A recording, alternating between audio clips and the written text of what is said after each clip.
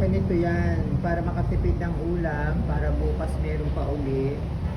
Lagyan ng toyo, susubo ng kanin. May sa ulam. Susubo uli. Tapos sa toyo. May uli. Hindi mauubos yan. Hindi mauubos ito. Bukas meron pa uli. Tipid sa ulam. Para makatipid sa ulam, bukas meron pa uli. Ano yung binibidyo? Wala yan. Ubus lang ito kali. Nasubo.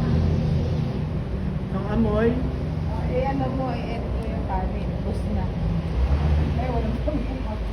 Wala, pas wala.